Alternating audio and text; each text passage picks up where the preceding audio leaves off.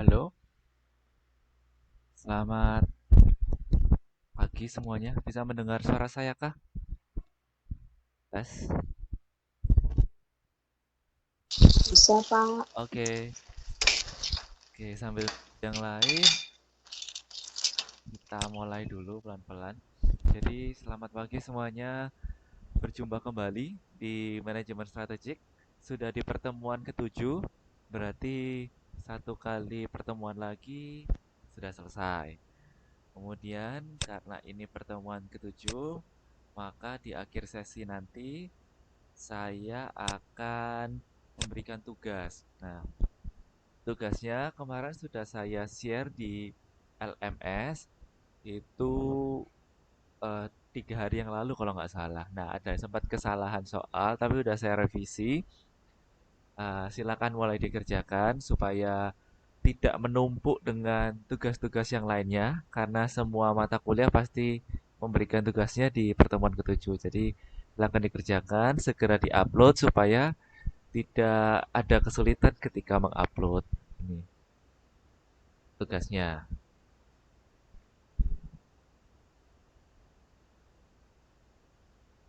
Untuk tugas kedua sudah saya koreksi dan sudah saya beri nilai. Saya ada folder koreksi tugas saya kasih folder lagi itu saya kembalikan hasil koreksiannya baik tugas satu dan tugas dua. Oke. Kemudian ada lagi pertanyaan terkait dengan tugas atau ada yang ingin disampaikan? Pak, tugas masih ada yang belum submit kah?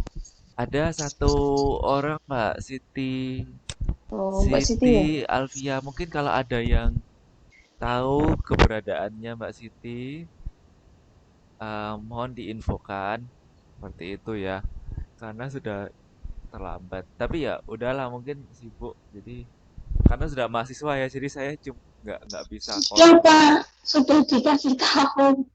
Oh ya Sudah udahlah, sering dikasih tahu. Iya, nggak tahu saja. ya udah biarin deh kayak gitu. Yang Ya, penting yang lainnya sudah saya sudah koreksi, sudah dikasih saya tahu. kembalikan. Yang Terima lain kasih, sudah. Pak. Ah, ah. Oke, sekarang di pertemuan ketujuh kita belajar mengenai visi dan intervensi strategi korporat. Nah, visi, kayak sempat di pertemuan pertama sempat kita singgung visi dan misi. Nah, sekarang kita belajar bagaimana cara membuat visi dan misi. Jadi kan ketika bisnis, apalagi kalau sudah bisnis sudah berkembang, pasti kan kita harus membuat visi dan misi. Mungkin kalau teman-teman pernah bekerja di sebuah perusahaan, pasti perusahaan itu punya visi dan misi. Kadang di figura, ditaruh di lobi perusahaannya, kadang ada dibikin spanduknya gitu, apa banner gitu, supaya tujuannya kenapa? Supaya setiap orang yang bekerja di perusahaan itu bisa teringat kembali tentang visi dan misi perusahaan, sehingga bisa setiap orang punya tergerak rasa memiliki akan perusahaan tersebut.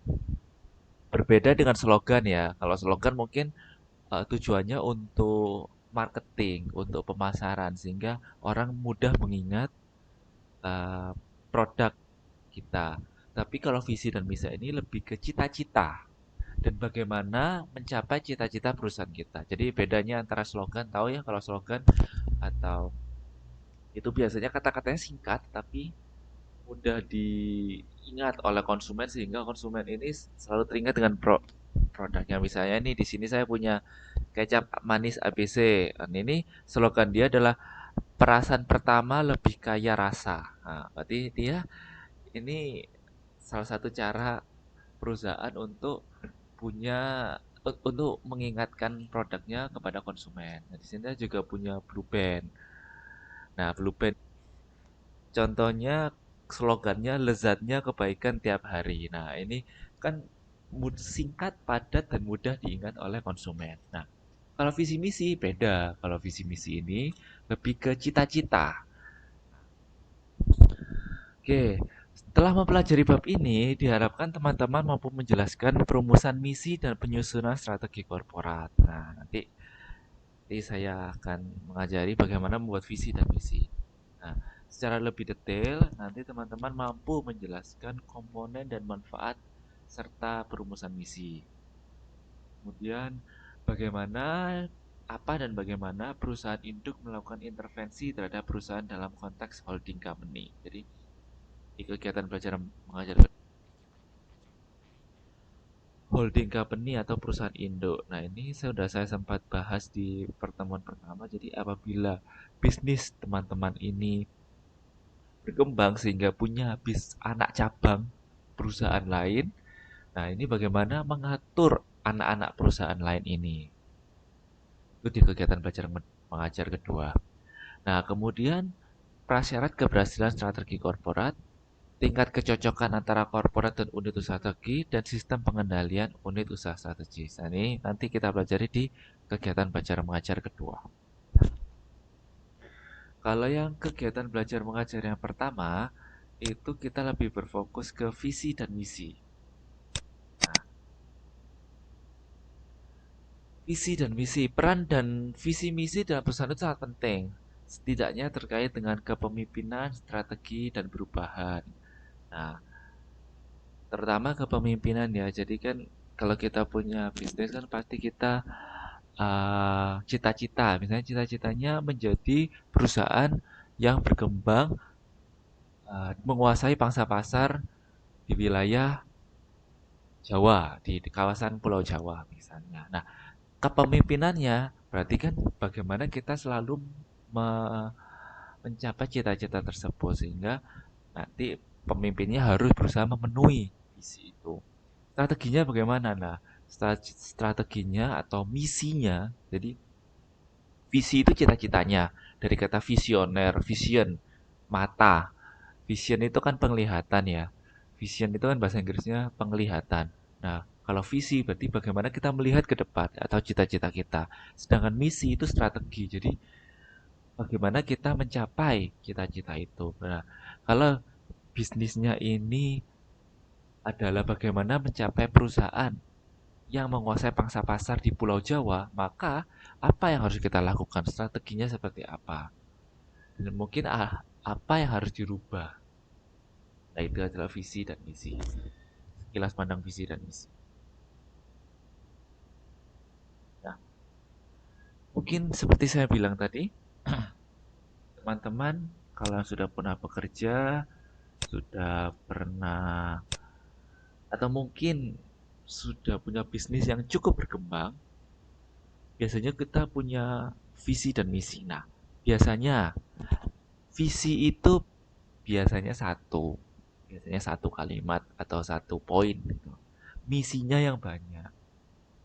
Nah, cita-citanya kan ya bisa saja visi itu banyak boleh, tentu saja boleh. Tapi umumnya biasanya itu ya nggak terlalu banyak visi karena cita-cita kan misalnya tadi cita-citanya menjadi perusahaan yang menguasai pangsa pasar Indonesia. Ya, itu dulu. Kan nggak mungkin menguasai pangsa. Bapak berarti konsepnya bisa berubah ya Pak ya? Semuanya ini bisa berubah karena mengikuti perkembangan zaman dan mengikuti perkembangan perusahaan. Tapi visi ini biasanya umumnya lebih lebih poinnya cuma satu atau dua gitu. Karena misalnya ya tadi menguasai pangsa pasar di wilayah Jawa Timur atau Indonesia seperti itu. Nah, kalau misi biasanya itu banyak biasanya. Kenapa misi lebih banyak? Ya karena kan itu kan misi itu artinya apa sih? Adalah cara untuk mencapai cita-cita. Strategi. Ya, strategi untuk mencapai visi. Nah, kan untuk mencapai cara itu kan banyak banyak sekali caranya. Seperti banyak jalan menuju Roma kan bisa lewat cara satu, cara dua, cara tiga. Nah itu. Nah, tapi biasanya ada tiga komponen yang sering ditemukan dalam misi. Yang pertama, itu spesifikasi kebutuhan konsumen yang hendak dipuaskan oleh perusahaan. Jadi jelaskan dulu eh, jasa yang ditawarkan atau produk yang ditawarkan. Misalnya misinya ini kami untuk menjadi eh, untuk mencapai pangsa pasar, menguasai pangsa pasar di Indonesia, maka kami, contoh misinya ini ya, contohnya satu, kami menyediakan produk dengan bahan baku yang berkualitas. Nah, Kalau yang di contohnya di Kecap Bangu misalnya itu ada kedelai tertentu yang digunakan itu kedelai Malika misalnya. Jadi kan tapi intinya udah sebutkan eh, produk apa yang ingin ditawarkan dulu. Dan orang bingung nanti ini perusahaan bergerak di bidang apa sih? Jasa kah? Penyedia barang kah? Nah, tapi terus kemudian jelaskan lagi secara spesifik, yaitu kami menyediakan produk kecap dengan sumber bahan baku yang berkualitas. Nah, ini adalah salah satu cara untuk mencapai apa pangsa pasar se-Indonesia. Nah, nomor dua, spesifikasi segmen pasar yang dituju. Nah, ini juga seperti ini untuk mencapai menjadi perusahaan yang memiliki pangsa pasar luas gini. Misinya adalah satu, yang kedua adalah sebutkan caranya dulu, sebutkan daerahnya dulu, pasarnya apa. Misalnya, pangsa pasar itu kan ada dua, terkait dengan wilayah, terkait dengan segmen konsumen. Misalnya, kami menyediakan uh, handphone untuk segmen menengah ke bawah. Nah, itu jelas kan berarti. Berarti untuk mencapai pangsa pasar tertentu, misalnya di kawasan Asia, handphone di kawasan Asia, caranya adalah karena Asia ini mungkin penduduk negaranya banyak berkembang ya, kayak Indonesia negara berkembang, Vietnam negara berkembang, Laos, Myanmar kayak gitu-gitu kan juga negara berkembang, Filipina negara berkembang. Jadi sebutkan misalnya ini kami menyediakan handphone dengan harga terjangkau untuk segmen menengah ke bawah, misalnya intinya itu terjangkau tuh, itu bisa kita cantumkan dalam misi kita. Kemudian hal apa lagi selain dengan jenis produknya, segmen pasarnya, kemudian ini spesifikasi teknologi dan fungsi manajerial yang dipergunakan. Nah, ini juga kadang perusahaan ada yang mencantumkan teknologinya. Misalnya kayak apa ya? Produk apa yang menggunakan teknologi sangat. Oh, ini susu ultra. Dia kan menggunakan teknologi UHT kan, ultra high teknologi. Jadi dengan menggunakan pemanasannya itu mungkin dengan suhu tertentu, dengan mesin canggih sehingga tidak manual dan higienis, tidak tersentuh tangan manusia. Nah, itu juga bisa di dicantumkan dalam misi. Jadi untuk mencapai pangsa pasar tertentu, untuk mencapai cita-citanya, bisa dicantumkan misi kami, produk kami menggunakan teknologi yang sangat mutakhir dengan sistem UHT, misalnya seperti itu. Nah, itu adalah satu cara untuk mencapai cita-cita menguasai pangsa pasar. Nah, itu ya.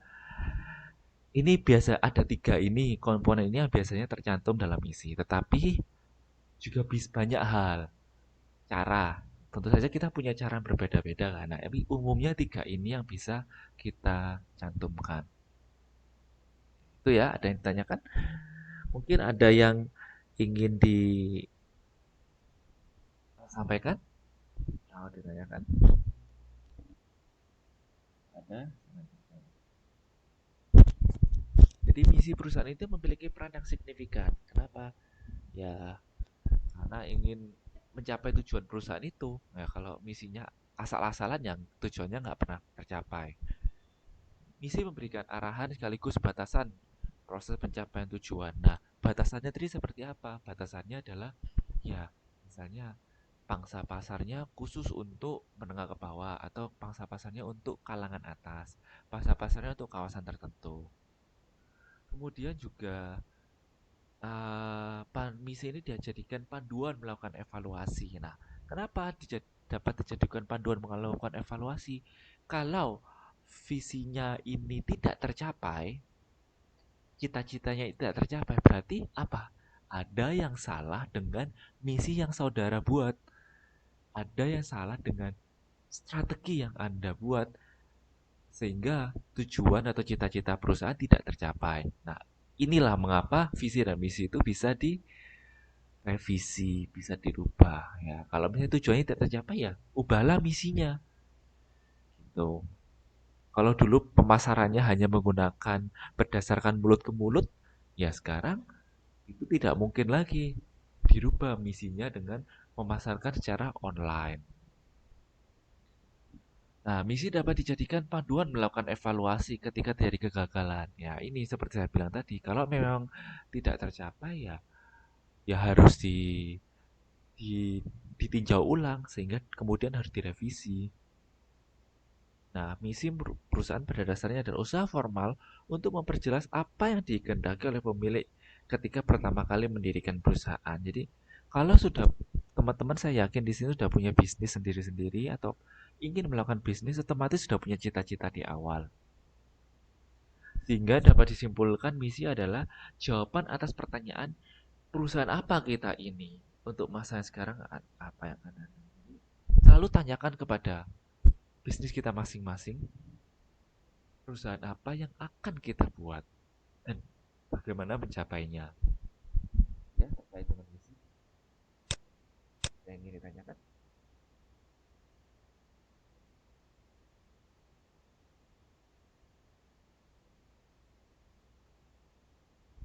Jadi, lo kalau yang nyambi kerja nggak apa-apa. Di Sambi ini saya rekam, semoga tidak ada kendala teknis. Oke, saya lanjut. Nah, produk, pasar, dan teknologi. Nah, ketiga komponen misi perusahaan yaitu produk, pasar, dan teknologi disebut pokok karena biasanya selalu dijumpai dalam setiap pernyataan misi. Nah, ini jadi ketika seperti yang saya bilang tadi, tiga komponen penting yang harus ada dalam misi tidak terbatas tiga ini, tapi boleh lebih, tapi umumnya tiga ini harus dimasukkan, yaitu terkait dengan produk. Produk apa yang akan kita jual, pasar apa yang akan kita tuju, dan teknologi apa yang kita gunakan sehingga kita bisa tawarkan dan kita bisa gunakan sebagai senjata untuk mencapai cita-cita. Hampir mustahil ada perusahaan yang didirikan tanpa mengetahui khususnya produk yang hendak dihasilkan dan segmen pasar yang dituju. Mustahil kan apabila kita membuat sebuah bisnis tetapi kita tidak tahu barang apa yang hendak kita jual, barang apa yang ingin kita tawarkan, jasa apa yang ingin kita tawarkan.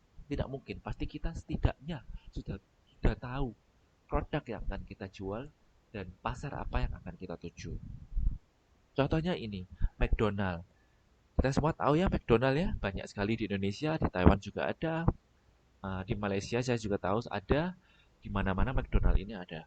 Nah, McDonald's ini merumuskan salah satu misinya adalah untuk menyediakan makanan dan minuman yang enak dan hangat di sebuah rumah makan yang bersih dan harga yang terjangkau. Nah, jadi ini ya, jadi di sini sangat kompleks sekali McDonald menyatakan dalam satu kalimat ini, dia McDonald ini jelas untuk menyediakan makanan di minuman. Oke, kalau ada orang yang tidak tahu McDonald, dia pasti berpikir, oke, McDonald ini menyediakan makanan dan minuman. Kemudian dia dengan dan hangat di sebuah rumah makan yang bersih dan harga yang terjangkau. Nah, harga yang terjangkau ini merujuk kepada pasar yang dituju, yaitu dia merujuk pada semua kalangan. Mulai dari yang kecil sampai kalangan menengah ke atas, semua bisa membeli di McDonald. Kemudian, rumah makan yang bersih. Oh, berarti teknologi yang ditawarkan adalah, situasi yang ditawarkan adalah kebersihan atau higienitas. Higien, hygiene. Jadi, dalam sebuah misi atau pernyataan ini sangat komplit. Ada produk, pasar, dan teknologi. Nah, mungkin di sini ada yang bisa bercerita kalau misalnya apa sih kira-kira misinya atau visi dari perusahaan Anda? Mungkin ada yang mau membuat misi, silakan di-sharekan. Oke. Nah, ini juga. Nah, mungkin kalau yang punya usaha apa kemarin? Kaligrafi atau usaha baju online atau yang punya usaha kitchen cabinet itu, usaha minuman kesehatan, itu mungkin bisa membuat misinya dengan 3 komponen tadi, yang produk, pasar, dan teknologi. Sekarang bertahan hidup, pertumbuhan, dan laba. Selain dengan misi ini melambangkan produk, pasar, dan teknologi, dia juga harus memasukkan unsur tentang bagaimana bisnis ini dapat bertahan hidup, mengenai pertumbuhannya dan mengenai labanya. Jadi selain yang 3 komponen dia sebelumnya tadi dikembangkan juga, bisa juga kita menjelaskan misi melalui refleksi tujuan dan bertahan hidup. Tujuan untuk bertahan hidup, memperoleh laba, dan berkembang lebih jauh di dalam misi perusahaan yang dicoba dirumuskan. Karena sejatinya bisnis itu memerlukan perhatian yang seimbang antara tujuan jangka panjang dan jangka pendek. Oke. Jangka pendeknya otomatis ya mencapai target bulanan. Jangka panjangnya adalah tentu saja menguasai pangsa pasar dan menguasai intinya produk itu akan selalu ada di setiap waktu. Nah, setelah perusahaan mampu bertahan hidup, diharapkan memiliki kesempatan memperoleh laba dalam jangka panjang. Nah, ini juga jadi otomatis kan bisnis ini ketika berjalan sudah mendapatkan laba, inginnya setiap akan selalu ada. Jadi mungkin kalau teman-teman orang tuanya punya bisnis, tentu saja orang tuanya ingin supaya anaknya meneruskan bisnis ini. Apalagi kalau bisnis sudah berkembang. Begitu juga Anda sudah meneruskan, sudah melebarkan sayap, tentu saja Anda ingin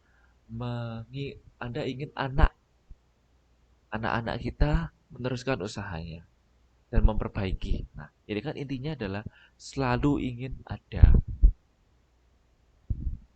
Ukuran pertumbuhan yang lazim digunakan adalah volume penjualan laba, kekayaan yang dimiliki, tenaga kerja yang diserap, penguasaan pangsa pasar, dan lain-lain. Maaf, Pak. Ya, ya, Mbak. Mic-nya hilang-hilang. Mic-nya Ya nggak sih? sudah jelas belum? Tes, sudah jelas belum? Tes, tes, tes. Udah. Lebih jelas kalau nggak pakai headset. Pakai headset Oke. itu kayak apa? Kemeresek gitu. Oh gitu, ya udah. Oke, terima kasih. Nah, soalnya di luar hujan tadi saya pikir takut terganggu suara hujan, tapi nggak apa-apa. Ya udah, kalau lebih jelas gini. Oke, sekarang contohnya Ada di suara sini. hujan lebih romantis, Pak. Oke, oke. Nah, ini contohnya kalau di layar teman-teman melihat ada itu Ford Motor Company. Jadi tahu ya ada mobil merek Ford gitu. Nah, di salah satu misinya Ford ini menyatakan bertujuan untuk menjadi pusat perusahaan yang mampu menghasilkan barang dengan biaya termurah dengan kualitas barang yang unggul dan pelayanan yang memuaskan. Nah, jadi dari contoh kalimat ini, dia berusaha untuk menyatakan bahwa kualitas barangnya ini untuk menjaga pertumbuhannya atau untuk menjaga hubungannya dengan konsumen di Seaford ini, dia ini berusaha untuk menghasilkan barang dengan biaya termurah, kualitas unggul, dan pelayanan yang memuaskan. Nah, dan di sini juga dijelaskan bahwa Ford Motor Company bertujuan untuk menjadi pusat perusahaan. Nah, kata-kata yang perlu di-highlight ini adalah pusat perusahaan yang mampu menghasilkan bla bla bla. Tapi pusat perusahaan ini yang paling penting. Kenapa? Karena disinilah tersirat tersirat bahwa Ford ini ingin selalu bertumbuh. Paham ya? Jadi, saya ulangi lagi dari awal. ada cara membuat misi itu ada satu menyebutkan produk, pasar, dan teknologi. Yang kedua adalah menyiratkan bahwa perusahaan ini punya cita-cita. Nah, untuk bertahan hidup, bertumbuh, dan memperoleh laba. Ya, salah satu contohnya adalah yang ada di Ford Motor Company ini, yaitu bertujuan untuk menjadi pusat perusahaan. Nah, pusat perusahaan ini tersirat bahwa dia ini ingin menjadi perusahaan yang bertumbuh terus, berkembang terus, dan nomor satu. Ini ya maksudnya ya, cara membuat contoh ini ya misinya ya. Sampai sini ada yang ingin di, ya kan? Oke. Kalau belum ada, saya lanjutkan. Nah, berikutnya, kalau tadi membuat misi yang pertama ada unsur apa? Produk, pasar, dan teknologi. Yang kedua ada unsur keinginan untuk bertumbuh, berkembang, dan memperoleh laba. Nah, sekarang teman-teman juga bisa membuat misi dengan menyiratkan atau memasukkan unsur filosofi dari bisnis teman-teman.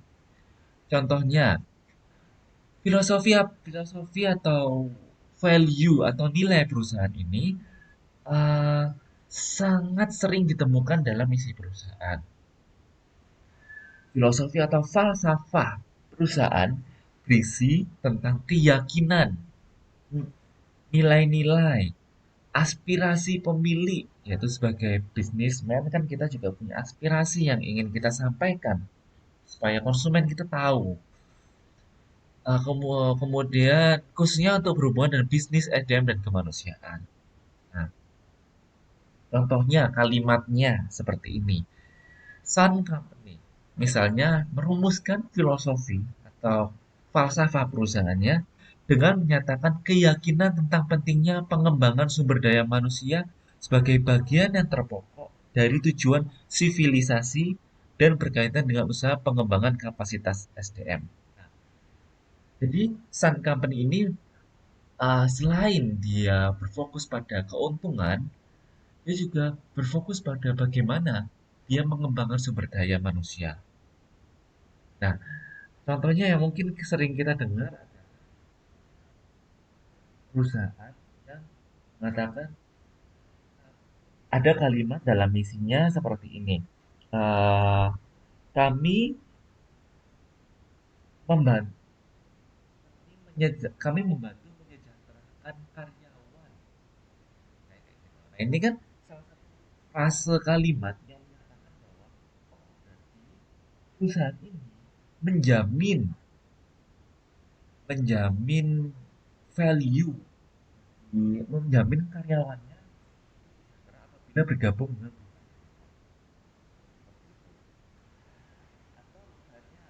falsafah dari ini ada perusahaan yang ramah lingkungan atau eco-friendly. Nah, kita sering sekali mendengar kalimat perusahaan yang ramah lingkungan. Nah, ini juga bisa disampaikan dalam misi perusahaan.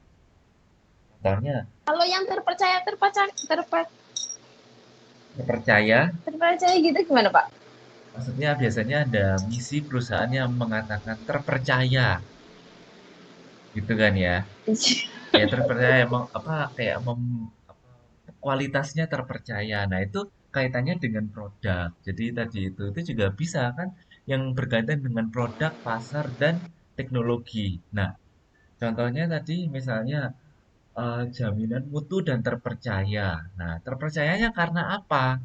Karena kan dari sumber teknologi mesin yang digunakan misalnya tidak tersentuh tangan atau dengan kualitas. Berarti termasuk di bagian yang produk, pasar, dan teknologi.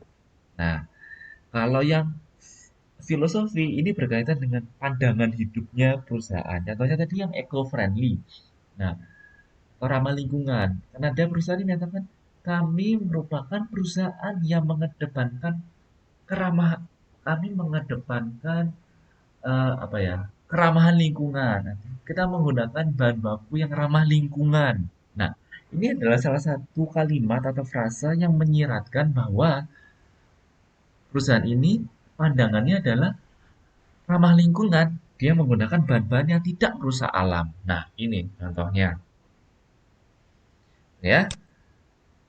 Nah, jadi ada apa tadi? Kategori produk, pasar teknologi, kategori bagaimana perusahaan bertumbuh, memperoleh laba, kemudian ada tentang filosofi, unsur filosofi dalam misi. Nah, sekarang ada unsur lain yang mungkin kita bisa tambahkan apabila kita harus membuat misi, yaitu adalah jati diri perusahaan. Nah, pada dasarnya, jati diri yang tercantum dalam misi perusahaan adalah pernyataan yang paling ringkas tentang keunggulan perusahaan yang sering siap digunakan sebagai strategi pokok bersaing. Jadi, jati diri ini eh, ringkasan, satu kalimat yang meringkas semua, merangkum semua, eh, yang menjadi inti strategi. Mungkin bisa kata-kata berkualitas, nyaman.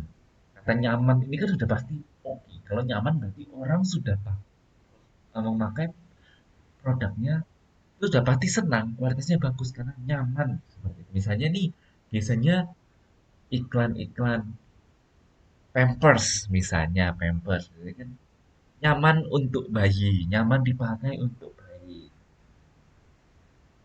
Seperti itu.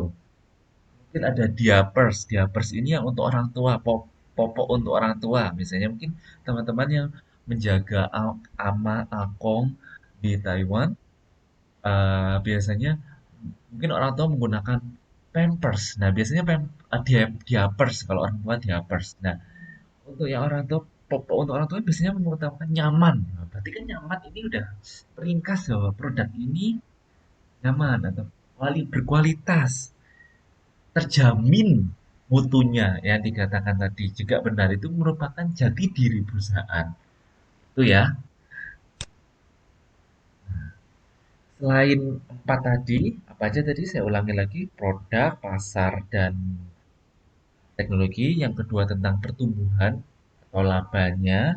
Ketiga tentang filosofi, jati diri, dan sekarang tetap bisa kita mengembangkan karena sejatinya misi ini adalah strategi. Strategi ini adalah cara. Cara banyak sekali cara untuk mencapai cita-cita. Nah, tentu saja teman-teman bisa menambahkan komponen lain dalam kalimat misi. Contohnya, perusahaan dituntut untuk memberikan komitmen lebih besar kepada karyawan dan di saat yang sama juga dituntut untuk memiliki tanggung jawab sosial. Nah, contohnya karyawan menyuarakan upah dan karyawan wanita diberi jaminan kesempatan berkembang. Nah, untuk perusahaan-perusahaan yang besar, seperti perusahaan yang sudah maju di Amerika, beberapa di Taiwan juga, biasanya ketika mencari lowongan kerjanya, itu lowongan kerja kami mencari perusahaan, bergabunglah dengan perusahaan kami. Perusahaan kami ada satu komponen kalimat yang menyatakan bahwa eh, perusahaan kami menerima karyawan wanita, karyawan disabel, dan semua gender. Nah, jadi untuk negara-negara maju, perusahaannya sudah menerima uh, karyawan wanita dengan hak dan kewajiban yang sama, equal dengan pria. Kemudian menerima karyawan difabel atau berkebutuhan khusus. Nah, ini juga bisa dimasukkan dalam misi apabila diperlukan. Nah, sehingga kenapa tujuannya hal ini juga perlu dicantumkan? Karena supaya menarik hati dari konsumen, kemudian menjadi nilai tambah dari perusahaan tersebut. Seperti itu ya. Ini adalah contoh-contoh komponen lain yang mungkin bisa kita tambahkan ketika kita membuat misi dan visi dan misi. Oke, dari sini saya harapkan teman-teman sudah bisa membuat misi dari bisnis teman-teman sendiri. Caranya ya merujuk pada komponen yang sudah saya terangkan tadi. Oke, nah di sini ada pertanyaan. Saya minum dulu bentar ya.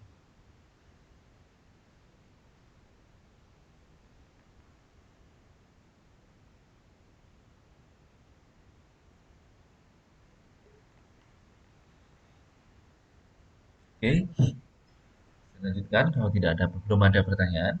Nah, kalau tadi kita sudah belajar mengenai misi, nah, sekarang kita belajar mengenai visi atau cita-cita yang hendak ingin capai. Nah, cara membuat visi juga ada caranya, tidak asal. Nah, ada beberapa pendekatan. Pertama yang ingin saya sampaikan adalah pendekatan apa itu visi? Visi, ya kasarannya cita-cita, tujuan dari perusahaan. Nah, secara definisi, visi ini didefinisikan sebagai seni untuk mengelola perubahan kontinuitas bisnis. Visi memiliki dua komponen pokok. Yang pertama adalah ideologi inti, yaitu inti yang menjadikan perusahaan tetap solid, baik masa pertumbuhan dan kejayaan perusahaan. Nah, uh, jadi ideologi inti ini maksudnya adalah intinya adalah bagaimana mencerminkan perusahaan itu tetap solid, kondisi kurang dan kondisi dalam masa pertumbuhan ya belum terkenal sampai pada masa kejayaan perusahaan. Nah, di ideologi inti ini tersirat atau terdapat unsur mengenai nilai-nilai ajaran keyakinan pokok perusahaan. Contohnya, tahu Walt Disney ya? Tahu ya? Kartun Walt Disney itu Mickey Mouse, Donald Bebek, Mickey Minnie, terus Goofy, ya itu ya. Kayak banyak ya Walt Disney ya kartun-kartun itu. Nah, pada awal perusahaan Walt Disney didirikan, visi dari Walt Disney ini adalah meyakini imajinasi dan asas manfaat tidak terinspirasi dari bahasa. Jadi Walt Disney ini uh, visinya adalah ingin menghibur semua anak-anak di seluruh dunia melalui imajinasinya. Nah, dari sini nilai intinya adalah imajinasi. Yang digunakan imajinasi bahwa semua itu tidak real, tidak real. Jadi nilai-nilainya ini adalah oke, Walt Disney ini divisinya adalah menambahkan unsur imajinasi. Nah, kemudian di ideologi inti ini juga ada unsur tujuan. Tujuannya apa? Nah, tadi kembali lagi ke Walt Disney. Jadi meyakini imajinasi untuk menghibur anak-anak di seluruh dunia. Nah, tujuannya apa? Tujuannya adalah menghibur. Nah, ini adalah satu kalimat yang sangat penting apabila kita ingin membuat visi. Merujuk kembali visi dari kata vision, dari kata mata, dari yang artinya adalah tujuan. Jadi divisi ini harus menggambarkan dengan jelas tujuan bisnisnya. Nah, komponen lain adalah rancangan masa depan. Nah, bagaimana bisnis ini yang tersirat dalam visi ini mampu mencapai tujuan strategis perusahaan 10, 30 sampai 30 tahun ke depan. Dan uraian relatif detail gambaran dan proses pencapaian tujuan strategis tersebut. Mungkin di sini ada bertanya, 10-30 tahun ini apa tidak terlalu lama, tidak terlalu panjang? Tidak jawabannya. Visi kalau bisa ya bisa mencapai seumur hidup, seumur masa dunia ini. Jadi kayak otomatis ingin bisnisnya ini terus berkembang mengiringi pertumbuhan dunia ini. Sepatu dari zaman purba juga udah ada sepatu. Sampai nanti kita, saya yakin ya pasti orang pakai sepatu gitu kan. Itulah. Jadi 10-30 tahun visi tidak akan pernah expired, malah harus diperbarui terus. Misinya juga mengikuti. Gitu. Oke, itu ya pendekatan Collins and Porras. Nah, Collins and Porras menyatakan terdapat 4 kemungkinan pendekatan yang digunakan untuk menetapkan tujuan strategis. Yang pertama adalah pendekatan target kuantitatif dan kualitatif. Contohnya, Walmart. Tahu ya Walmart? Walmart itu seperti Carrefour, seperti Costco, kayak gitu Walmart. Jadi dia itu grosiran barang. Nah, pada tahun 1990, menetapkan sampai tahun 2000, perusahaan memiliki penjualan sebesar 125 juta US dollar. So, apa yang ingin kita apa namanya bahas di sini bahwa untuk membuat visi kita harus menyantumkan dengan jelas. Misalnya, perusahaan saya dalam akan mencapai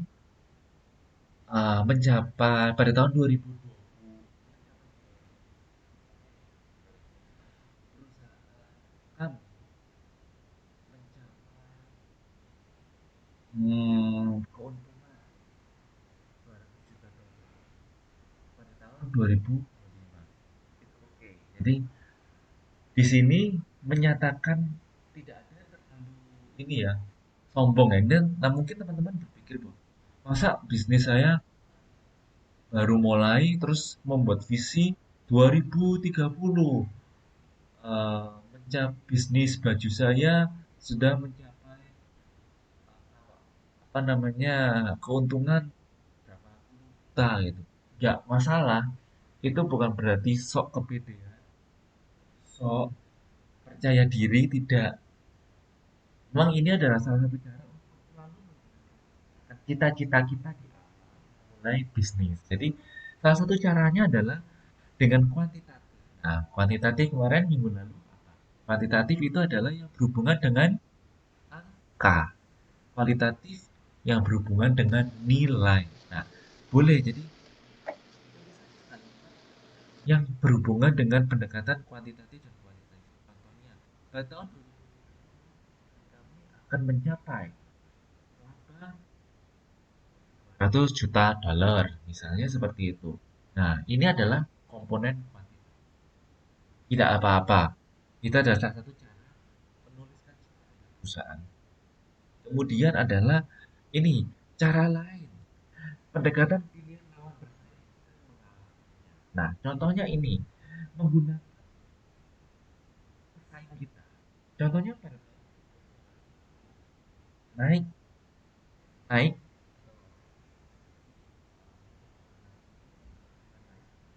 menyatakan di perusahaan sepatu Nike ini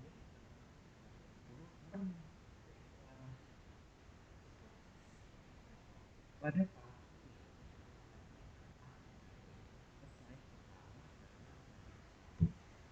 it's okay. Mungkin teman-teman akan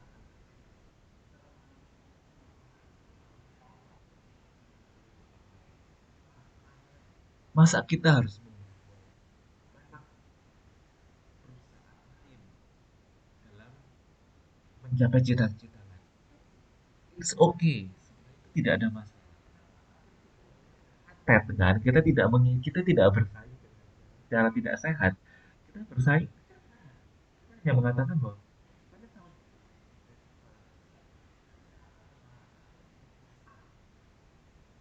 ya, kalau supaya tidak terkalahkan. Tapi ini adalah salah satu pengalahkan. Oh, iya, tidak apa-apa sebenarnya selama kita bersaing dengan sehat dengan cara jujur, tidak ada masalah, menggunakan ilmu hitam. Nah, itu tidak ada masalah. Ini adalah satu cara membuat visi supaya kita selalu teringat cita-cita kita. Dan yang ketiga, cara membuat visi yang ketiga adalah pendekatan percontohan. Contohnya nih, dengan nah mungkin kalau takut dengan mengalah, ya yaitu percontohan. Contohnya pada tahun 1940, Universitas Stanford menyatakan berkenan untuk menjadi Universitas Stanford ini menyatakan ingin menjadi seperti Universitas Harvard yang ada di bagian barat. Nah, juga boleh. Mungkin salah satu visi dari perusahaan Anda ikut bidang seperti perusahaan. Ini adalah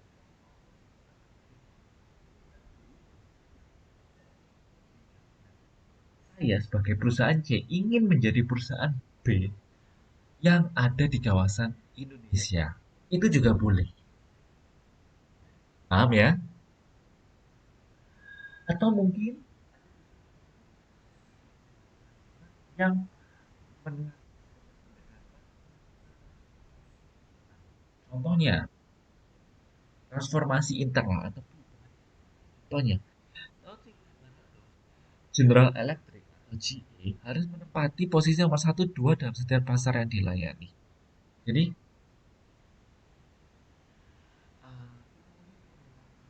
ini juga bisa, misalnya, saya ingin perusahaan kami mengedepankan kejujuran atau loyalitas karyawan untuk melayani saudara konsumen.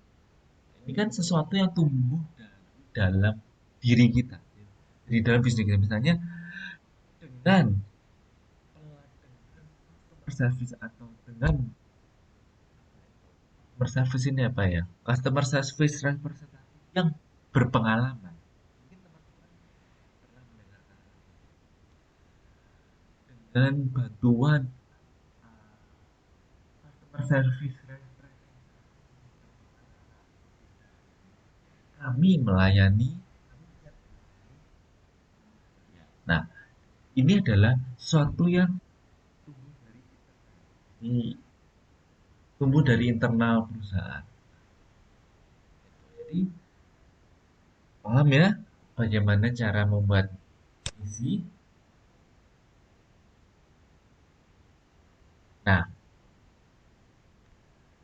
mungkin di sini ada yang ingin menyampaikan kira-kira kalau disuruh buat visi terkait dengan bisnis teman-teman masing-masing, kira-kira visinya seperti apa? Visi tidak perlu misi, visi lah. Hanya berdasarkan dari ini pendekatan Colin and Porras ini. Mungkin di sini ada yang mau menyampaikan, gantian menyampaikan kalau harus membuat visi dari bisnis teman-teman sendiri, kira-kira seperti apa kalimatnya? Kalau boleh saya tahu. Nggak apa-apa, jadi Mungkin peningkatan target kuantitatif atau kualitatif. Kualitatif kebanyakan, Pak. kualitatif. Contohnya, kalau Mbak Eti itu punya bisnis apa? Saya lupa. Enggak, maksudnya Mau kalau pengen kayak pengen uh, punya bisnis apa? baju, Baju, misalnya. Jadi kalau baju, Pak. misalnya Mbak Eti ingin punya bisnis baju atau aparel atau kaitan dengan baju, itu kira-kira visi seperti apa? Satu kalimat aja. Visi kan bisa satu kalimat sudah bisa. Yang ini bisa melihat di ini pendekatan Kominfo Apa ya? ya. Ini nggak perlu misalnya nggak perlu dicantumkan juga nggak apa-apa. Maksudnya kayak untuk visi itu kan cita-cita pribadi nggak apa-apa. Cita-cita bisa menggunakan kuantitatif. Putri, Pak. Hmm? Putri boleh, Pak. Mbak Putri, silakan. Bisnis apa dulu Mbak Putri? Saya kan jual beli kebaya Bali itu loh, Pak. Oh, Mbak Putri dari Bali aslinya. Bukan, tapi saya suka dengan budaya Bali. Tapi tinggalnya aslinya bukan dari Bali bukan ya? Bukan. Bukan. Awalnya itu saya study tour loh, Pak, waktu SMA. Terus nggak tahu kenapa, terus kayak kepo terus tentang Bali gitu. Terus akhirnya sampai punya bisnis yang lumayan. Kayak gitu. Nah, karena ini saya sering ke Bali. Pada waktu saya dulu masih Indonesia itu kayak setiap tahun saya liburan ke Bali. Nah, kebaya Bali kakak saya cewek dan ibu saya tuh sampai beli kebaya Bali di salah satu di outlet di Bali sana. Karena menurut kakak saya itu unik karena kalau kebaya model Jawa kan ya kebaya, tapi di Bali itu ada ikat pinggangnya. Ya nggak sih ada ikat pinggang. Terus even warnanya putih kalau orang kebaya Bali itu bikin kesannya tuh kayak bagus aja enak dilihat gitu. Nah, kira-kira kalau misalnya kembali ke bisnisnya Mbak Putri kebaya Bali, Visinya apa? Visinya apa? Visinya kayak gini, Pak.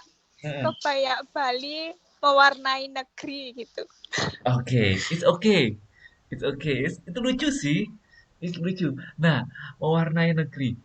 Mungkin bisa lebih mungkin kalau saya boleh saran, itu menjadi slogannya. Itu jadi slogan. Ya Itu kayak sangat kan slogan. namanya Hmm. shopnya, tokonya Riani. Jadi Riani Kebaya Bali mewarnai negeri Oh gitu. my God, it's very cute. Jadi it's very, tapi itu bagus. Jadi secara secara homofon, jadi secara kedengarannya kan Riana Bali apa mewarnai negeri. Iya nggak sih?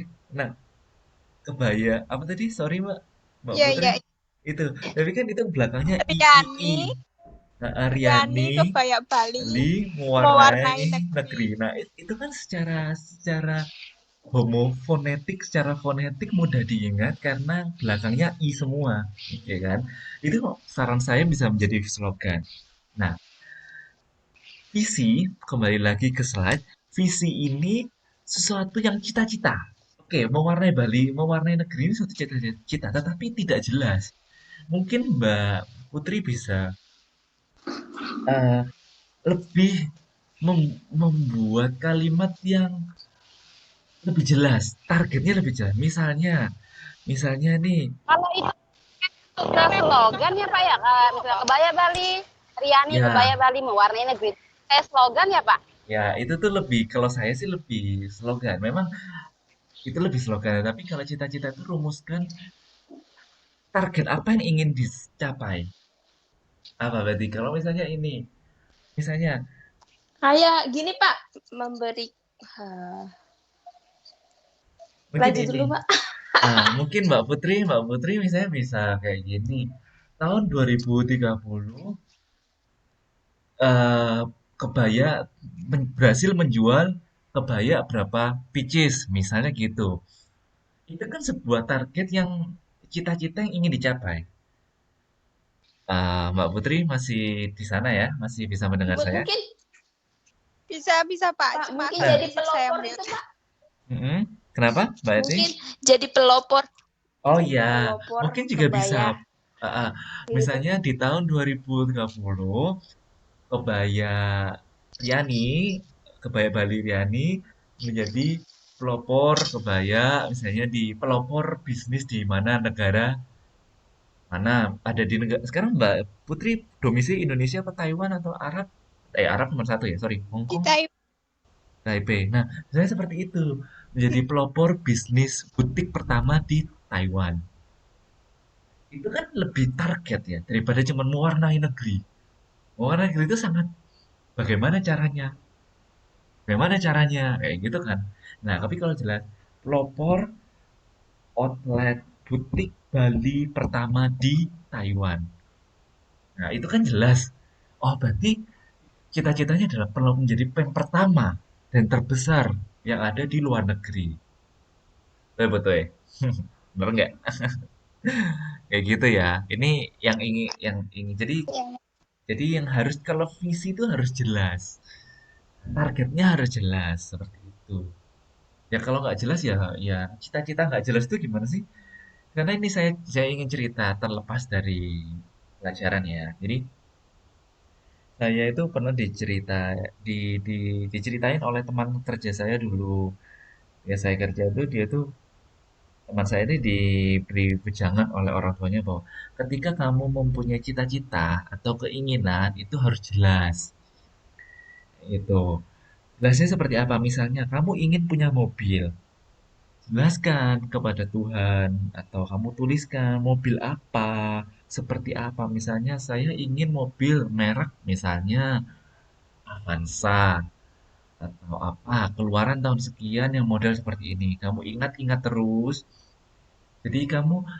Jadi kalian lebih lebih lebih terpacu. Nah, kalau Tuhan nanti cuman doanya kepada Tuhan cuman saya ingin mobil di tahun 2025. Ya kalau Tuhan ngasihnya mobil carry, mobil bijak, ya nggak salah karena kita berdoanya tidak jelas. Lain kalau misalnya eh, kita sangat detail, misalnya minta dengan detail. Oh, Tuhan, saya ingin mobil ini keluaran tahun ini. Nanti Tuhan mengabulkannya dengan jelas ya kan, sesuai dengan permintaan kita. Jadi ini hanya yang disampaikan oleh teman saya dan saya pikir juga ketika membuat visi perusahaan juga harus seperti itu. Kita harus jelas tujuannya apa. Kalau misalnya meleset pun ya melesetnya nggak jauh-jauh gitu. Ya, sampai sini mungkin ada pertanyaan. Kalau nggak ada, apakah ada pertanyaan? Jadi ini, hendaknya disadari dari awal bahwa perumusan misi perusahaan bukanlah sekali jadi dan final. Artinya apa? Jadi bisa direvisi. Perumusan misi dimulai dari pemilik masih berada pada tahap sedang merencanakan. Jadi di awal sudah harus punya misi, tapi bisa direvisi. Tahap kedua, identifikasi siapa saja pihak yang berkepentingan terhadap perusahaan. Jadi, siapa saja pihak-pihak yang berkepentingan dalam perusahaan. Tahap ketiga adalah rekonsiliasi berbagai kepentingan dengan melakukan dialog intensif dan biasanya memerlukan waktu yang relatif lama. Tahap keempat, mengkoordinasikan berbagai kepentingan yang telah diakomodir dalam langkah sebelumnya dan dengan komponen misi perusahaan. Dan tahap terakhir, penyusunan misi perusahaan diakhiri dengan usaha mengkomunikasikan hasil akhir perumusan misi perusahaan pada lingkungan internal dan eksternal perusahaan. Jadi ini adalah tahap-tahap secara detailnya. Ya, tentang visi misi saya rasa gampang. Hanya bermain dengan imajinasi dan cita-cita kita dan cara untuk mencapai itu. Oke, ada yang ingin disampaikan? Mungkin nanti diskusi terakhir minggu depan, diskusi ke-8, silakan dituliskan saja apa visi dari bisnis Anda. Kalau kira-kira mau punya bisnis, visinya seperti apa? Akan menarik kalau saya bikin jadi diskusi. Jadi diskusi-diskusi yang di pertemuan 1-7 tolong dilengkapi, tolong dikerjakan untuk penambahan nilai partisipasi. Kegiatan belajar kedua. Sekarang kalau nggak ada pertanyaan, kita masuk ke kegiatan belajar mengajar kedua.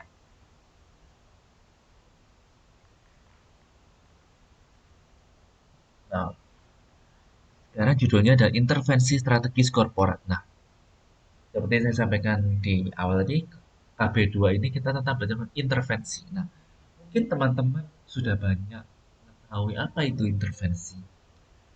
Apa sih artinya intervensi? Intervensi itu adanya campur tangan, mencampuri urusan. Intervensi. Jadi kalau mungkin nanti ujian keluar pilihan ganda, apa sih intervensi itu? Nah, intervensi itu artinya adalah campur tangan.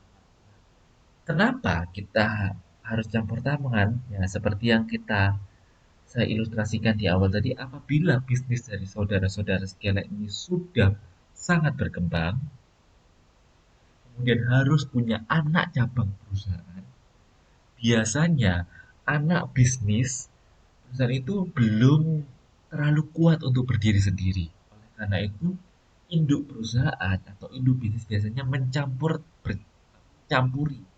atau ikut turut campur tangan dalam jalannya bisnis perusahaan. Misalnya, bisnisnya Mbak Putri tadi, outlet baju kebaya Bali di Taipei. Nah, sudah berhasil nih membuat outlet. Banyak konsumen yang datang untuk membeli. Kemudian ingin membuka cabang di Kaohsiung di bagian selatan Taiwan misalnya. Otomatis karena Mbak Putri ini belum pernah ke Kaohsiung, otomatis pangsa pasarnya harus dirintis dari awal. Nah, biasanya bisnis yang anak perusahaan yang di Kaohsiung ini tidak sekuat atau tidak menyumbangkan laba sebanyak perusahaan induknya. Di situasi seperti inilah Mbak Putri harus ikut turut campur tangan untuk bisnis yang ada di Kaohsiung, mengintervensi. Nah, ini ilustrasinya seperti itu.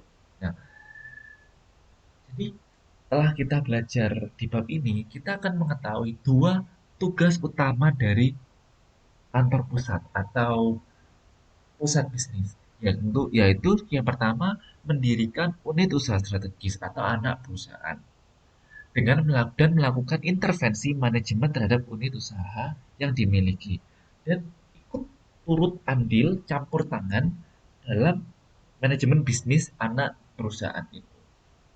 Gitu ya. Sekarang, apabila ini kembali lagi ke saya ambil contoh aja Mbak Putri supaya teman-teman mudah mengingat. Misalnya, apa tugas pokok Mbak Putri apabila ingin membuat anak cabang perusahaan, outlet cabang di kota lain, misalnya di Kaohsiung tadi. Apa tugasnya? Tugas utamanya. Yang pertama adalah memastikan bahwa anak cabang atau outlet cabang tadi itu terus tumbuh berkembang semakin besar, bahkan kalau bisa lebih besar dari induk perusahaannya. Mengapa? Ya nggak apa-apa kan, yang toh labanya juga kembali ke kantongnya Mbak Putri. Gitu. Jadi besarkan anak cabang ini sampai besar, bahkan lebih besar daripada induknya. Karena tujuannya sama, yaitu untuk mendapatkan laba. Nah, jadi tujuannya ini nggak ada salahnya. Mengembangkan anak cabang itu nggak ada salahnya. Bukan menjadi pesaing, karena ini adalah masuk ke kantong kita sendiri. Nah, secara umum, tugasnya Mbak Putri sebagai kantor korporat atau induk perusahaan ada dua, yaitu menentukan portofolio bisnis yang hendak dimiliki melalui proses penyertaan modal yang terlihat dan jumlah dan jenis unit usaha yang hendak dibangun. Intinya adalah menentukan portofolio bisnis. Oke, bisnisnya serupa, yaitu outlet baju kebaya. Kemudian melalui proses penyertaan modal, berarti apa? Dimodali dulu di awal. Dimodali dulu, jelas dong ini. Kemudian melakukan intervensi. Melakukan intervensi ini mulai dari satu, sistem kerjanya. Misalnya outletnya Nah, semua sistem bisnisnya itu adaptasi dulu, adaptasi untuk bisnisnya untuk lebih mudah yang misalnya sistem suppliernya sementara ini sama dulu dengan yang induk sama, jadi suppliernya sama dulu, kemudian jam bukanya misalnya, harga jualnya semuanya sama seperti itu. Nah, ini salah satu bentuk intervensi dari induk korporat. Masalah nanti, nah ini mau me- me- jadi bukan kebaya Bali tetapi kebaya Jawa, nggak ada masalah. Tapi intinya adalah sistem manajemen, mulai dari modal, sistem manajemennya itu adaptasi dulu dari induk perusahaannya yang ada di Taipei. Itu ya, bisa dipahami ya.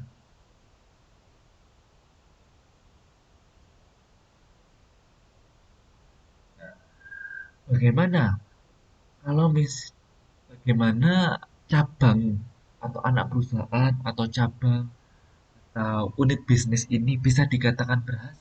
Bagaimana indikator Mbak Putri ini menyatakan bahwa oh, cabang saya di Kaohsiung ini juga sama berhasilnya dengan cabang dengan butik saya yang ada di Taipei. Apa indikatornya? Apa apa apa indikatornya bahwa perusahaan itu sama berhasilnya, atau bagaimana Mbak Putri ini berhasil mengasuh unit bisnisnya? Ya, indikatornya dapat dilihat dari nilai tambah. Misalnya, cabang lebih unik karena outletnya dengan dengan nuansa. Misalnya kalau di Taipei belum, tetapi di outletnya Mbak Putri ini lebih unik karena apa? Desain interior outletnya ini dengan nuansa Bali, menyetel musik-musik Bali, kemudian karyawannya menggunakan baju Bali, misalnya. Nah, ini menambah nilai tambah yang unik. Kemudian karakteristik keunggulan asuhan yang khas. Ini juga, jadi kalau sudah punya khasnya juga, ciri khasnya tadi itu sudah juga bisa diterapkan di anak perusahaannya. Misalnya karyawannya seragamnya sama semua, kayak gitu. Nah, ini salah satu indikator bahwa anak cabang perusahaan ini bisa berkembang.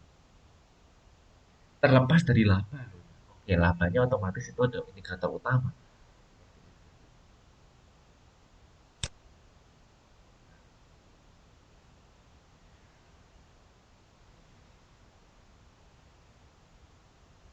Nah, ini kemudian peluang intervensi.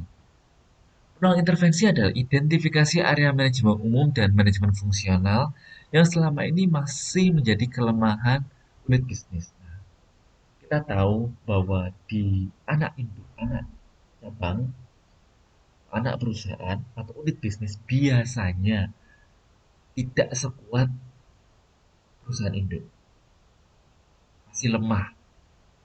Nah, disinilah lemahnya di bagian mana? Misalnya, nggak tahu di bagian mana. Misalnya di marketing.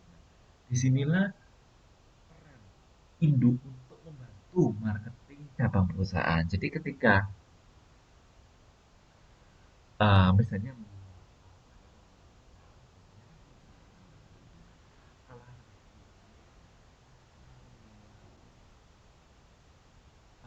iklan itu, misalnya apa ya? Misalnya biskuit, misalnya PT Mayo.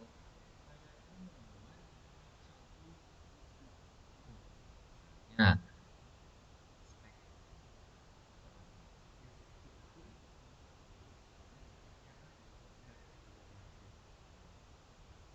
oh, berarti Mayora Group ini kan sudah punya nama. Kemudian di akhir iklan itu diingatkan ini dari Mayora Group. Berarti orang pasti ingat, oh ini dari Mayora. Berarti mungkin kualitasnya akan sama dengan. Nah, ini adalah satu cara untuk membantu mengiklankan. Kalau misalnya unit bisnisnya lemah dalam marketing. Seperti itu. Kemudian secara bersama-sama korporat dan unit bisnis harus melakukan penilaian pada kinerja unit bisnisnya. Sekalipun perlu, tetap harus disadari bahwa kewenangan penilaian berada di tangan korporat. Jadi Mbak Putri tadi kembali Mbak Putri ini nah untuk menilai kinerja dari bisnis anak bisnisnya.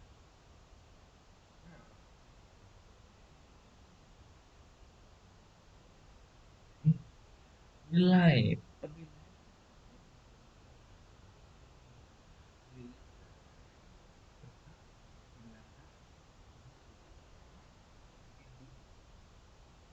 jadi itu oke. Jadi ini ada satu peluang campur tangannya bisa dari area yang lemah. Nah, kalau ada area yang lemah, berhak hidup bisnis campur tangan.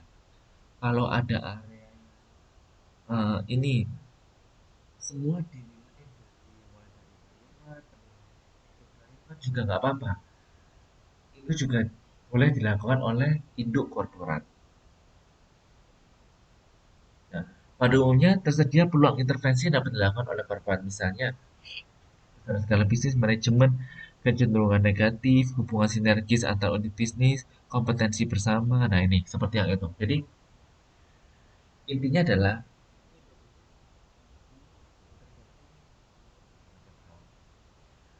ini salah satu, saya memberi suatu contoh pengalaman saya ketika saya bekerja dulu di satu perusahaan. Jadi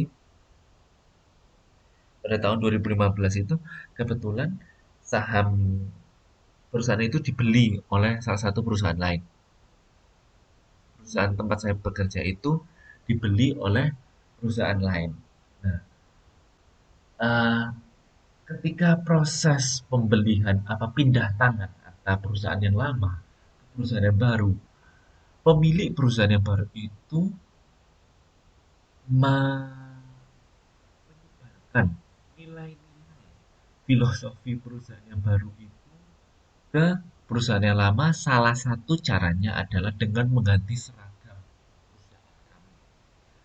Jadi seragam kami yang dulu warnanya putih, kemudian ketika berpindah tangan ke owner yang baru atau pemilik yang baru, dia mengganti semua warna seragam menjadi biru muda dengan satu alasan tertentu. Saya kurang tahu. Nah, ini adalah yang ingin saya katakan, bahwa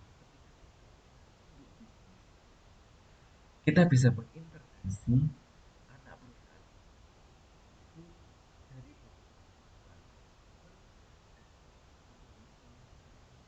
nah, untuk mencermin ini, kenapa boleh saja dilakukan? Karena untuk menciptakan nilai tambah yang unik, mencapai keunggulan asuhan yang khas. Jadi kalau semua anak cabangnya itu pasti ada tandanya, ada logonya yang sama, misalnya logo perusahaannya sama. Seperti itu. Di sini ada yang ini ya, ingin ditanyakan mengenai intervensi.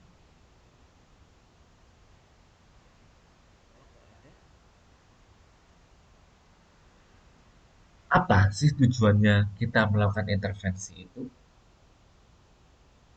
Jelas, yang pertama umum ya, yang pertama adalah membantu tumbuhnya anak perusahaan supaya lebih berkembang, lebih bagus, bahkan lebih bagus daripada perusahaan induk. It's okay. Nah, tapi ada tujuan lebih pentingnya, yaitu yang pertama adalah menurunkan biaya total yang harus ditanggung oleh grup. Nah, menurunkan biaya total yang harus ditanggung oleh grup. Jadi seperti ini, mungkin ada unit bisnis yang masih membutuhkan bantuan dana. Nah, inilah tujuannya intervensi ini, membantu mengingatkan biaya-biaya yang harus ditanggung oleh anak bisnis. Jadi urunan gitu. Anak-anak bisnis lainnya urunan. Sementara ini kami masih sokong. Nanti kalau berdiri sendiri, ya sudah. Kami tidak perlu menyokong bisnis ini. Menciptakan tambah nilai pada grup, ya jelas, itu yang sudah saya jelaskan ya. Nah, itu ada gambar, ada sel 1, sel 2, sel 3, dan sel 4. Sel 3 itu ini salah di buku, salah ketik ya. Sel 4 itu yang atas itu sel 3. Di sini merujuk pada gimana kalau teman-teman punya anak cabang perusahaan, teman-teman bisa tahu letaknya anak perusahaan itu di sel mana. Sel 1, sel 2, 3, atau 4. Bagaimana caranya?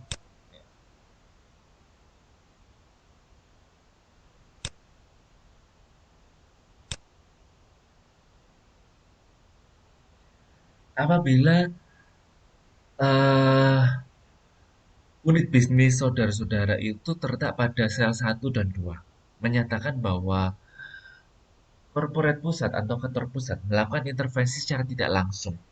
Namun keterlibatan tersebut tetap bertujuan melakukan reduksi biaya grup. Jadi kembali lagi ke sel ini, apabila punya anak perusahaan itu yang ada di bisnis ini berada di sel nomor 1 dan 2, maka intervensi yang dapat dilakukan oleh induk itu bisa meliputi sentralisasi manajemen rantai pasok. Jadi masih dibantu tentang suppliernya, masih dibantu tentang manajerialnya, seperti itu. Begitu juga dengan di sel 2, konfigurasi pengendalian. Jadi pusat bisnis atau kantor pusat ini masih membantu dalam mengendalikan saham, masalah keuangan itu. Jadi bantuannya bisa meliputi itu. Cara yang biasa ditempuh dengan penetapan ukuran kinerja, khususnya berkaitan dengan target-target keuangan yang harus dicapai oleh masing-masing unit bisnis. Nah, karena pada umumnya unit bisnis yang ada di sel 1 dan sel 2 ini masih muda, masih baru, maka kantor pusat biasanya mengintervensi tentang masalah keuangan, mulai dari rantai pasok, pengendalian manajemen keuangan. Ini yang bisa dilakukan oleh kantor pusat.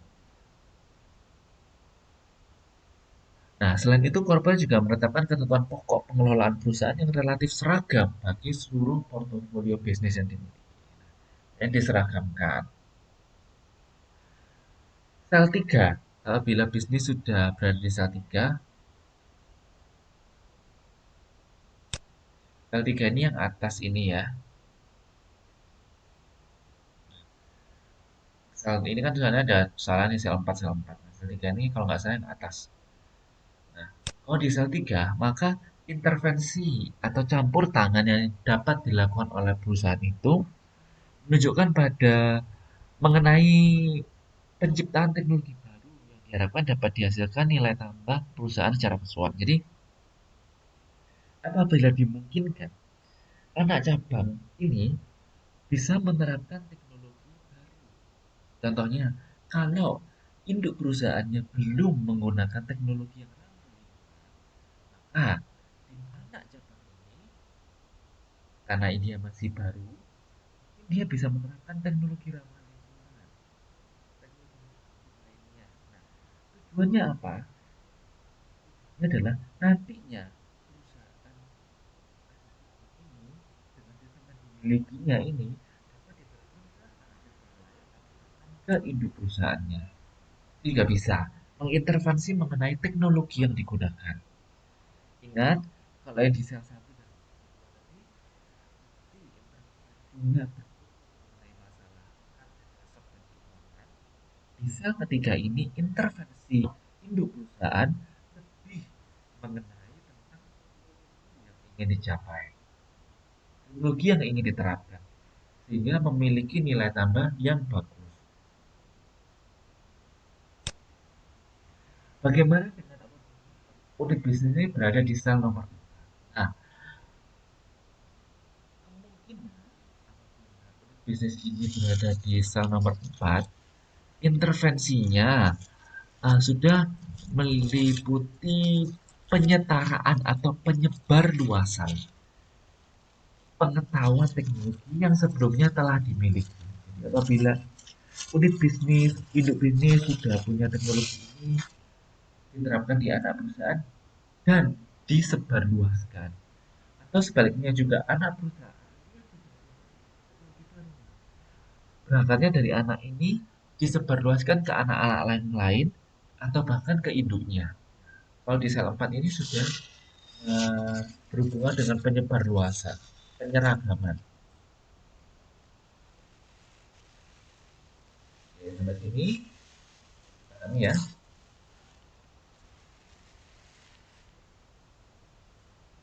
Nah, ini gambarnya. Sorry, ternyata sel 3 yang bawah. Ini sel 1 itu konfigurasi skala, sel 2 konfigurasi pengendalian, sel 3 konfigurasi kreatif, sel 4 konfigurasi perluasan. Nah, kenapa sel-sel ini penting untuk diketahui? Jadi kan sel 1 induknya ini biasanya intervensi mengenai rantai pasokan, budaya. Sel 2 induk bisnisnya ini berkaitan dengan manajemen keuangan, hukuman, dan ganjaran. Ya ini. Sel 3 mengenai teknologi transformasi. Sel 4 penyebar luasan. Nah, kenapa hal ini penting dilakukan? Ya karena ini berkaitan dengan budaya. Visi misi ini harus diterapkan ke.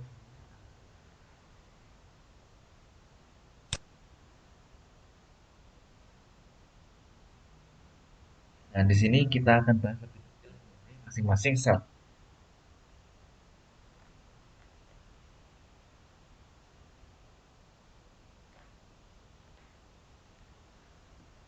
Oke, jadi seperti yang jelaskan tadi, uh,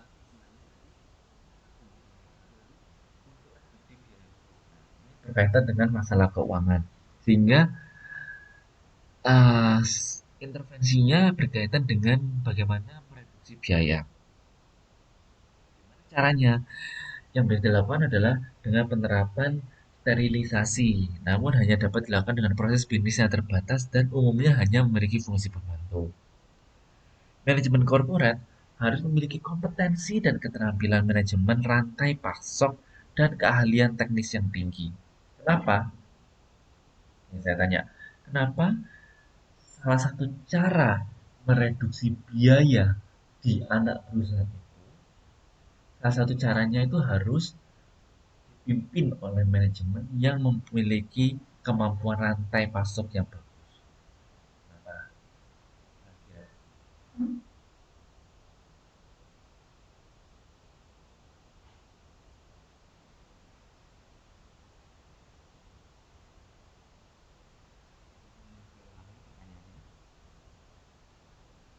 Nah, kalau sebuah unit bisnis atau induk bisnis itu ingin mengintervensi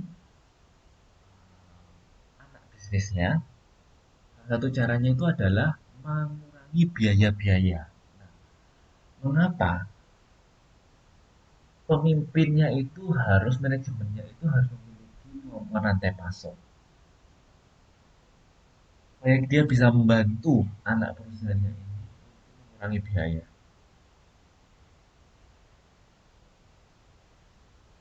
Nah, mungkin ada yang tahu?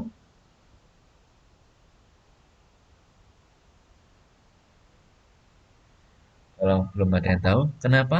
Karena dalam rantai pasok itu ada kaitannya dengan supplier, ada kaitannya dengan distribusi. Nah, apabila manajemennya ini mampu membantu mencarikan misalnya supplier-supplier yang lebih murah tapi dengan kualitas yang bagus, maka ini bisa membantu kinerja bisnis di mana dia harus uh, jual dengan harga lebih murah dan kualitas yang bagus. Sehingga apabila manajemen ini menguasai rantai pasokan yang bagus, dia bisa membantu mencarikan supplier kepada anak bisnisnya. Itu. Kemudian apabila di sel 2 yaitu konfigurasi pengendalian. Kalau di konfigurasi pengendalian ini, di sel nomor 2 ini, unit bisnis atau bisnis ini biasanya membantu mengintervensi dengan membuat target keuangan yang dibuat untuk membantu bisnisnya. Jadi, tadi di salah satu induk bisnis ini biasanya mengenai masalah manajemen rantai pasokan. Tapi kalau di sel 2 ini, induk bisnis membantu anak perusahaannya dengan membantu menetapkan target-target keuangan yang ingin dicapai. Misalnya, membantu membuatkan target tahun 2030 mencapai target 200 juta US dollar misalnya. Dan membantu menetapkan target-target jangka pendek. Kenapa ini perlu dilakukan? Karena ya ini tujuannya untuk membantu. Nah, oleh karena itu diperlukan seorang manajer, seorang pemimpin yang kuat, yang fokus, yang hati. Jadi seperti itu. Oke, itu kalau saya di sel nomor 2. Nah, bagaimana kalau misalnya bisnisnya ini berada di sel nomor 3? Yaitu yang perlu dilakukan oleh ibu bisnis adalah mengembangkan kreativitas, membantu mengembangkan kreativitas dari anak perusahaan. Nah, seperti kita tahu eh, bahwa di sel 3 ini apabila kita mendorong anak bisnis itu tuh punya nilai tambah usaha atau teknologi yang berbeda yang ingin ditonjolkan. Nah, oleh karena itu manajer diperlukan seorang tipe pemimpin yang transformasional, yaitu pemimpin yang kita bisa harus membantu anak perusahaan kita. Kita harus menjadi orang yang pro perubahan sehingga kita bisa membantu anak perusahaan kita. Kalau anak perusahaan kita ini punya nilai tambah atau teknologi yang lebih baik, otomatis bisa diterapkan di anak-anak perusahaan yang lainnya. Oke. Sedangkan kalau misalnya di sel keempat, maka sudah pemimpin korporat ini harus mampu menyebarluaskan atau memodifikasi ilmu pengetahuan dan menyebarkannya ke bisnis-bisnis yang lainnya. Sudah saya jelaskan ya. Nah, faktor keberhasilan kunci yang dinilai dari masing-masing unit bisnis ini haruslah difokuskan pada faktor-faktor yang memiliki kemungkinan diintervensi oleh korporat. Dengan kata lain, sedari mula haruslah sudah dikaitkan dengan karakteristik keunikan korporat. Jadi, kalau bisa, nilai-nilai utamanya itu sudah dibawa, sudah diterapkan semenjak awal. Jadi misalnya nih, kalau saya tadi mengenai kebaya Bali di Taipei itu karyawan kontraknya pakai kebaya Bali, otomatis nilai itu juga harus dibawa ke cabang lain yang ada di Kaohsiung misalnya. Nah, untuk membawa nilai-nilai utama ini menyebarluaskannya ke anak perusahaan itu tidak mudah. Nah, kemudian mungkin teman-teman akan bertanya, lah bagaimana Pak caranya supaya nilai-nilai bisnis yang ada di induk perusahaan itu terbawa sampai ke anak perusahaan? Gampang, salah satu caranya adalah ketika interview kerja. Interview. Nah, ketika interview kerja ini, biasanya kan kita ketika interview ditanya, perusahaan kita ini perusahaan yang menekankan kejujuran dan etos kerja yang tinggi. Kami biasanya masuk pukul 7 sampai pukul 4 sore. Kalau semisal orang yang diinterview ini menyanggupi, makanya ketika interview kan kita sering apa istilahnya diperkenalkan secara garis besar perusahaan kita. Nah, apabila sudah dikenalkan kepada calon manajer atau calon karyawan itu, sekiranya kita ini melihat bahwa oh kira-kira orang ini nih nggak bisa dan mengikuti pola kerja perusahaan kita karena orangnya kesannya kayak malas-malesan. Kemudian sedangkan perusahaan kita ini adalah perusahaan yang etos kerjanya tinggi, kerja keras seperti itu, ya kita sudah mengeliminasi orang itu. Ya, dia tidak akan mungkin cocok dengan nilai budaya perusahaan kita. Ya situ ya paham ya. Ya, jadi salah satu cara untuk melihat kecocokan antara bisnis dengan anak perusahaan itu ya dari karyawannya dulu. Ketika kita memilih karyawan yang cocok dengan budaya perusahaan kita.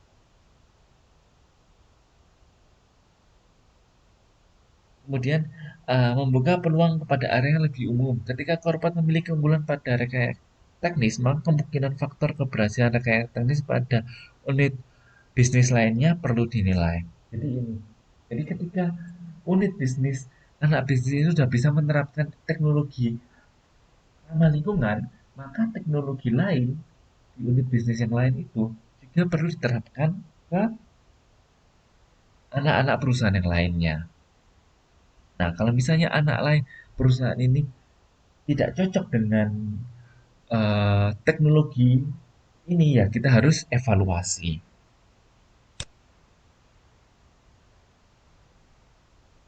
Nah, kesimpulannya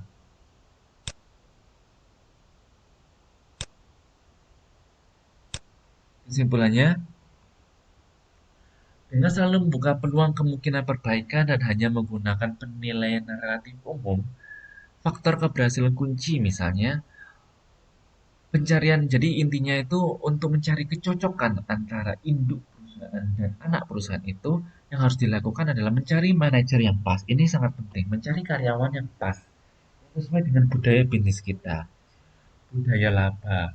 Fokus pada efisiensi dan rendahnya biaya tidak langsung, efisiensi pada pengadaan dan keahlian penjualan pemasaran. Jadi intinya adalah supaya anak perusahaan ini bisa sukses, yang pertama adalah carilah karyawan yang sesuai dengan nilai bisnis kita.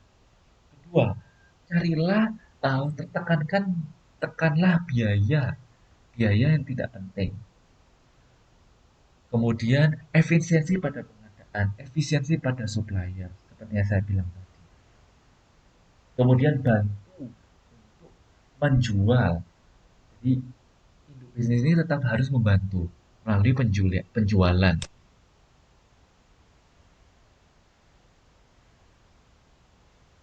Jadi sistem pengendalian itu yang dilakukan oleh induk bisnis itu eh, menuntut keterlibatan korporat sejak dari fungsi perencanaan sampai pada implementasinya. Sehingga bisa kita katakan bahwa korporat itu campur tangannya itu mulai dari awal sampai implementasi. Ya, jadi diberikan garis besar arahannya, sumber inisiatif. Nah, arahan korporat diarahkan untuk operasi jangka panjang, anggaran tahunan, kinerja keuangan. Jadi hal ini yang korporat lakukan. Kemudian eh, jadi korporat juga berhak mengendalikan melalui keuangan, sistem pengendalian keuangannya. Ini sudah saya sampaikan di awal ya.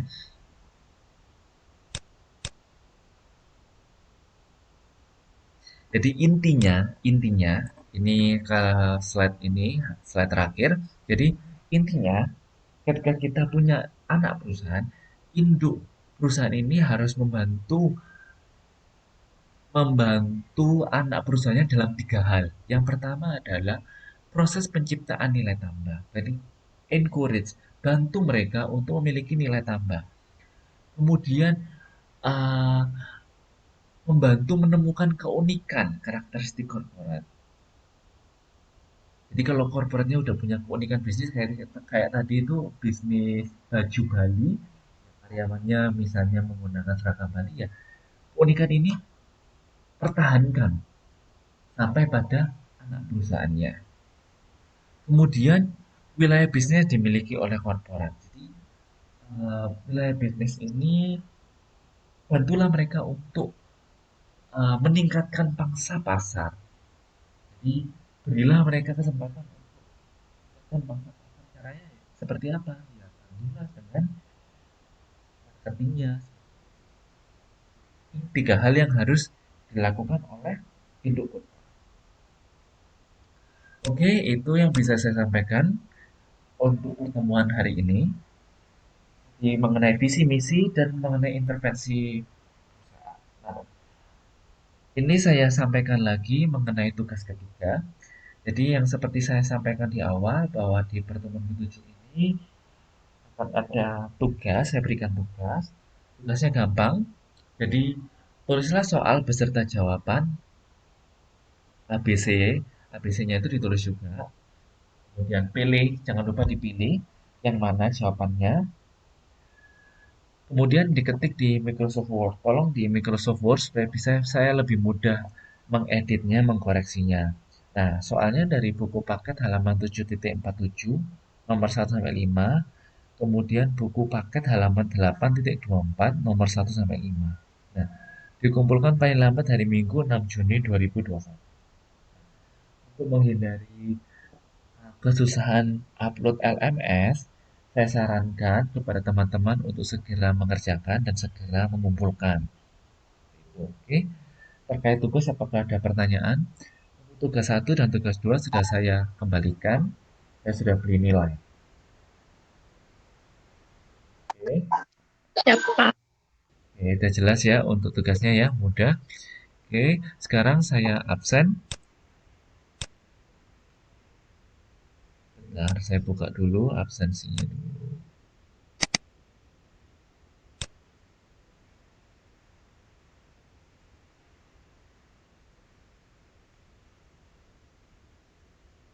Oke.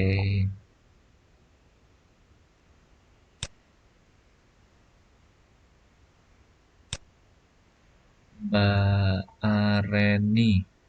Bentar ya, saya lihat dulu. Areni ada ya. Kemudian Mbak Dirga Ayu ada. Ada. Kemudian Mbak Dirga, kemarin makasih soalnya sudah dibantu koreksi. Saya lupa. Kemudian, Oh iya, nggak apa-apa. Kan nanti juga nunggu teman-teman, mungkin ada hmm, yang belum. untung diingatin. Mbak Dwi Setio Yulianti ada. Kemudian Mbak Lia Solehatun ada. Ya.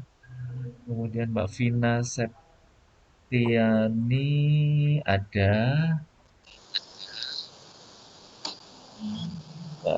Sorry, Mbak Nunung ada. Nunung.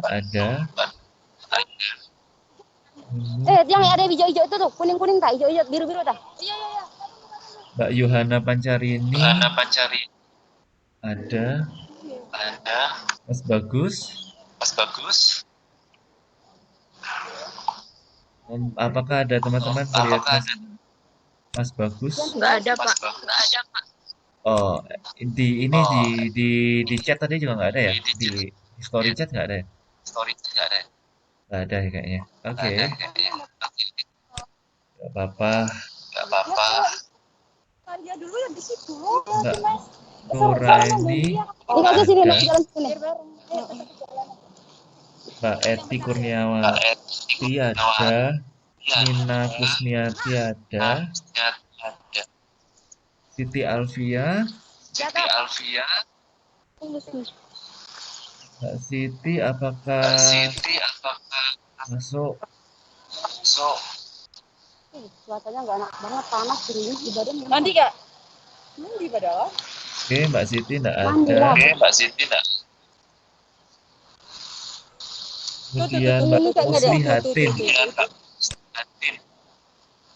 Tuh. Muslihatin ada. Mbak Rizka Hongkong, di mood dulu dong. Muslihatin, terus Mbak Rizka Aditya ada. Terus Mbak Putri Catur. Putri tadi ada tadi ya. Oke, Pak. Kemudian Mbak Rizka Fitri Asari ada, ya. Mas Anton ada. Oke, jadi yang tidak masuk hari ini mohon dikoreksi. Saya yang tidak masuk hari ini ada. Siapa? Mbak Siti bagus, Mas. Mas, Pak. Mbak Siti Alfia. Ada nggak Mbak Siti? Mbak Rizka itu udah Mbak Rizka sudah ada. tapi nggak Rizka kedengeran. Rizka Fitri Iya. Asari sudah. Jadi yang tidak Rizka masuk hari ini, Hongkong tuh, Pak. Mas Bagus dan Mbak Mbak Siti sama Mbak Mas Siti Alfia. Ya, oke, itu aja. Terima kasih semuanya. Sampai jumpa ke minggu depan, pertemuan terakhir. Jangan lupa tugasnya dikerjakan. Sehat selalu dimanapun teman-teman berada. Siapa? Kemudian selamat beristirahat. Semoga masuk kelas berikutnya ya. Tetap semangat ya. Oke, Siapa? boleh. Semangat. Terima kasih. Mohon maaf kalau ada salah-salah kata. Terima kasih. Bye-bye. Bye, Makasih, everyone. Pak. Yo, sama-sama, Mbak. Bye-bye.